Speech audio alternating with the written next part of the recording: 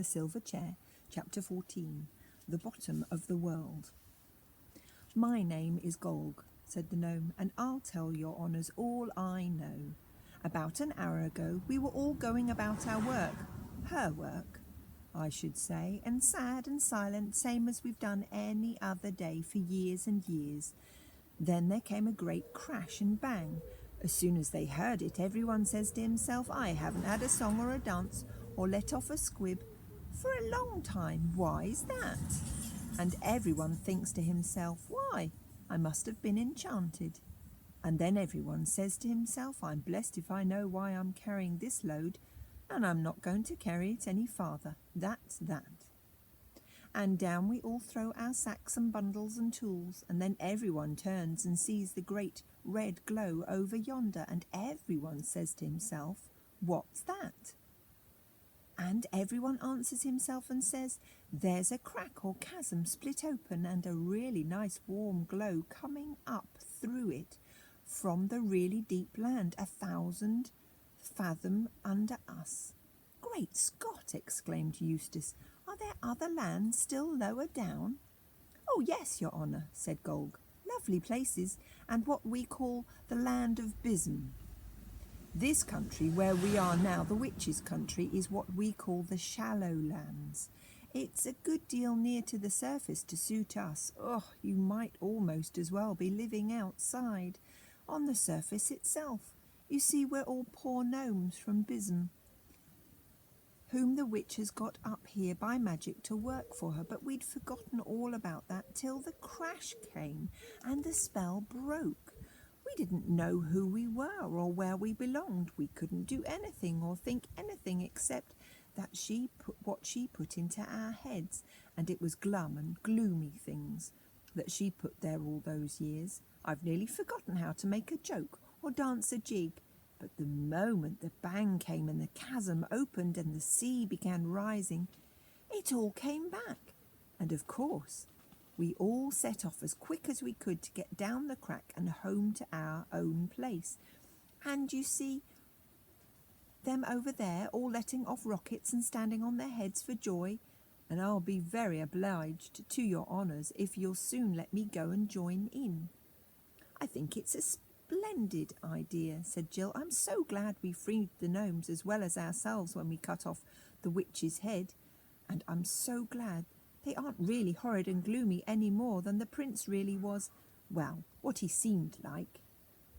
That's all very well, Poll, said Puddleglum cautiously, but those gnomes didn't look to me like chaps who were just running away. It looked more like military formations, if you ask me. Do you look me in the face, Mr. Golg, and tell me that you weren't preparing for battle? Of course we were, your honour, said Golg. You see, we didn't know the witch was dead. We thought she'd be watching from the castle.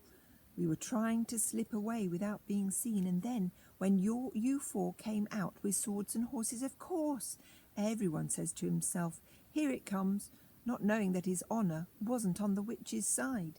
And we were determined to fight like anything rather than give up hope of going back to Bism. I'll be sworn 'tis an honest gnome, said the prince. Let go of it, friend Puddleglum.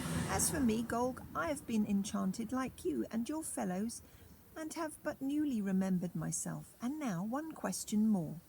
Do you know the way to those new diggings by which the sorceress meant to lead out an army against Overland? Eee! Squealed Gog. Yes, I know that terrible road. I will show you where it is, but 'tis no matter of use, your honour, asking me to go with you on it. I'll die rather. Why? Asked Eustace anxiously. What's so dreadful about it? Too near the top, the outside, said Gold, shuddering. That was the worst thing the witch did to us. We were going to be led out into the open, onto the outside of the world. They say there's no roof at all there, only horrible great emptiness called the sky. And the diggings have gone so far that a few strokes of the pick would bring it out. I wouldn't dare go near them. Hurrah, now you're talking, cried Eustace, and Jill said, but it's not horrid up there at all. We like it, we live there. I know you overlanders live there, said Golg, but I thought it was because you couldn't find your way down inside. You can't really like it, crawling about like flies on top of the world. What about showing us the road at once, said Puddleglum. In a good hour, cried the prince. The whole party set out. The prince remounted his charger. Puddleglum climbed up behind Jill and Gold led the way. As he went, he kept shouting out the good news that the witch was dead and that the 4 overlanders were not dangerous, and those who heard him shouted it on to others, so that in a few minutes the whole of Underland was ringing with shouts and cheers, and gnomes by hundreds and thousands, leaping, turning cartwheels, standing on their heads, playing leapfrog, and letting off huge crackers, came pressing around Coalback and Snowflake, and the prince had to tell the story of his own enchantment and deliverance at least 10 times.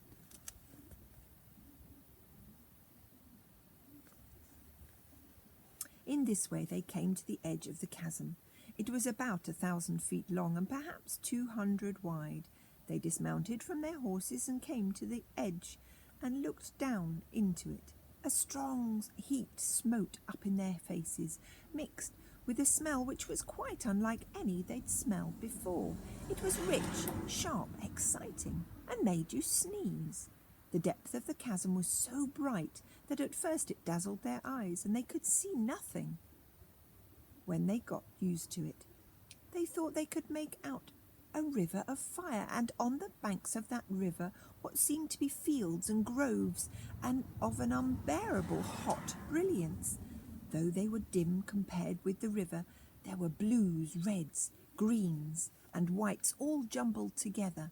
A very good stained glass window with a tropical sun staring straight through down it at midday might have something of the same effect. Down the rugged sides of the chasm, looking black like flies against all that fiery light, hundreds of earthmen were climbing. Your honours, said Golg, and when they turned to look at him they could see nothing but blackness for a few minutes. Their eyes were so dazzled. Your honours, why don't you come down to Bism? You'd be happier there than in that cold, unprotected, naked country out on top, or at least come down for a short visit. Jill took it for granted that none of the others would listen to such an idea for a moment. To her horror, she heard the prince saying, Truly, friend Golg, I have half a mind to come down with you, for this is a marvellous adventure, and it may be no mortal man has ever looked into Bism before, or will ever have the chance again. And I know not how, as the years pass, I shall bear to remember that it was once in my power to have probed the uttermost pit of the earth, and that I forbore. But could a man live there? You do not swim in the fire itself. Oh, no, your honour, not we. It's only salamanders live in the fire itself. What kind of beast is a salamander? Asked the prince. It is hard to tell their kind, your honour, said Golg, for they are too white-hot to look at, but they are most like small dragons. They speak to us out of the fire. They are wonderfully clever with their tongues, very witty and eloquent. Jill glanced hastily at Eustace. She had felt sure that he would like the idea of climbing down that chasm even less than she did. Her heart sank as she saw that his face was quite changed. He looked much more like the prince than like the old scrub at Experiment House, for all his adventures and the days when he had sailed with King Caspian were coming back to him. Your Highness, he said, if my old friend Reepy Cheep the Mouse was here, he would say that we could not now refuse the adventures of Bism without a great impeachment to our honour. Down there, said Golg, I could show you real gold, real silver, real diamonds. Bosh, said Jill rudely, as if we didn't know that we're below the deepest mines even here. Yes, said Golg, I have heard of those little scratches in the crust that you top dwellers call mines, but that's where you get dead gold, dead silver, and dead gems.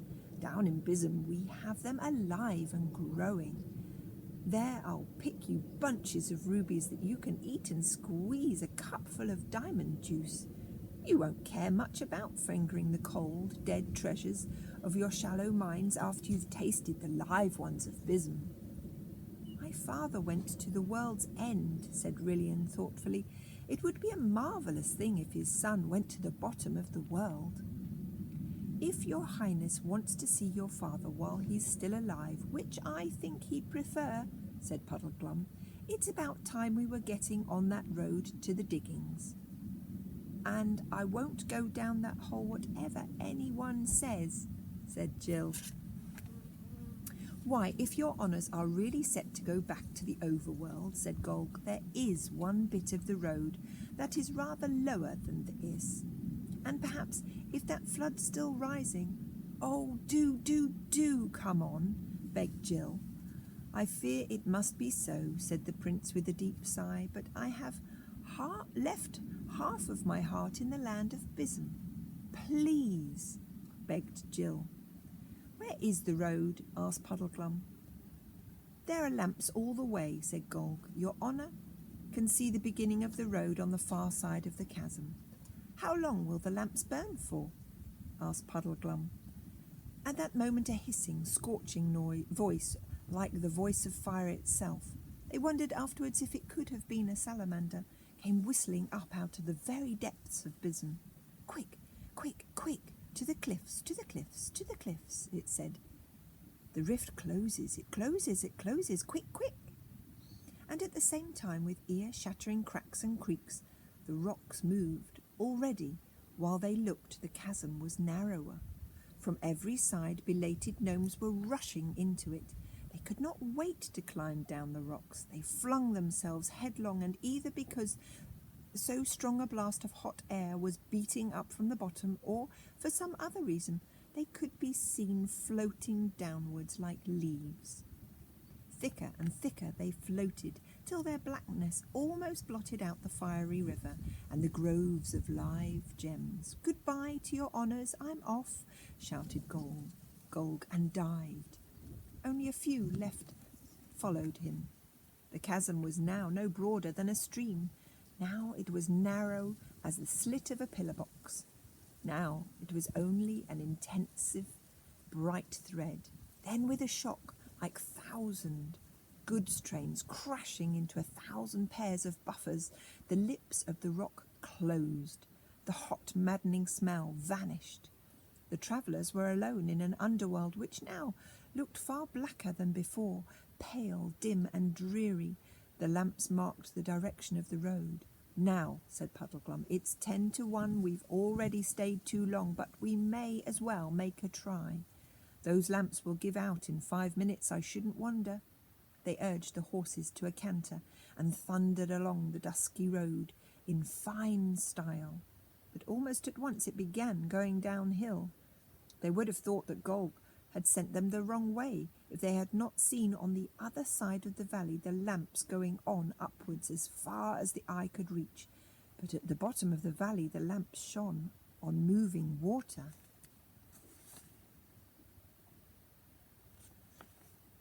"Haste!" cried the prince. They galloped down the slope. It would have been nasty enough at the bottom even 5 minutes later, for the tide was running up the valley like a mill race, and if it had come to swimming the horses could hardly have won over.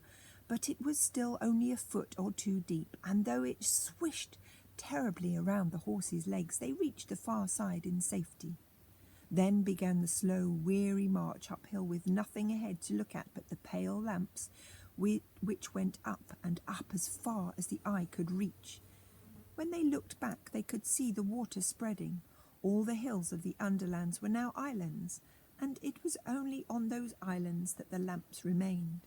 Every moment some distant light vanished. Soon there would be total darkness everywhere except on the road they were following, and even on the lower part of it behind them. Though no lamps had gone out yet, the lamplight shone on the water. Although they had good reason for hurrying, the horses could not go on forever without a rest. They halted, and in silence they could hear the lapping of the water. "I wonder, is What's his name? Father Time flooded out now, said Jill, and all those queer sleeping animals. I don't think we're as high as that, said Eustace.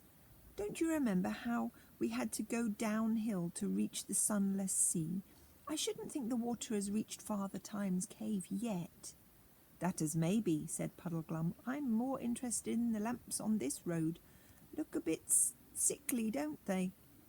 They always did, said Jill. Ah, said Puddleglum, but they're greener now. You don't mean to say you think they're going out, cried Eustace. Well, however they work, you can't expect them to last forever, you know, replied the Marsh Wiggle. But don't let your spirits down, Scrub. I've got my eye on this water too, and I don't think it's rising so fast as it did. Small comfort, friend, said the Prince, if we cannot find our way out. I cry mercy all. I am to blame for my pride and fantasy, which delayed us by the mouth of the land of Bism. Now, let us ride on. During the hour or so that followed, Jill sometimes thought that Puddleglum was right about the lamps, and sometimes thought it was only her imagination. Meanwhile, the land was changing. The roof of Underland was so near that even by that dull light they could now see it quite distinctly, and the great rugged walls of the Underland could be seen drawing closer on each side. The road, in fact, was leading them up into a steep tunnel. They began to pass picks and shovels and barrows and other signs that the diggers had recently been at work. If only one could be sure of getting out. All this was very cheering, but the thought of going into a hole that would get narrower and harder to turn back in was very unpleasant.